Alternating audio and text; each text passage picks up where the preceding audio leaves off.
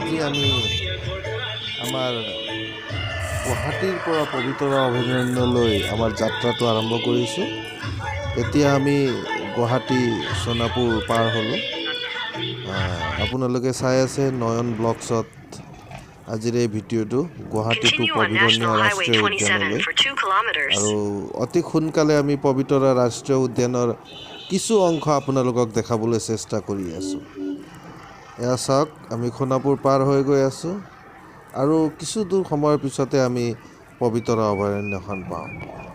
আমি এতিয়া আপোনাৰ পবিতৰা অভয়াৰণ্যত এয়া চাওক, ধুনীয়া নতুন নতুন পক্ষীৰে ভৰি আছে আমাৰ পবিতৰা অভয়াৰণ্যখন। কি মনোৰম দৃশ্য, সুন্দৰ দৃশ্য আমাৰ এই পবিতৰা অভয়াৰণ্যখনত।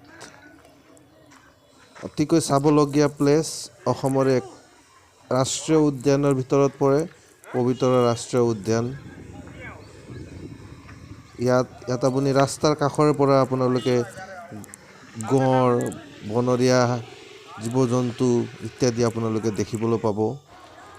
চাওক, সেই দূৰত এটা গঁড় আছে, আমাৰ অসমৰ আপুৰুগীয়া সম্পদ এশিঙীয়া গঁড়। ধন্যবাদ।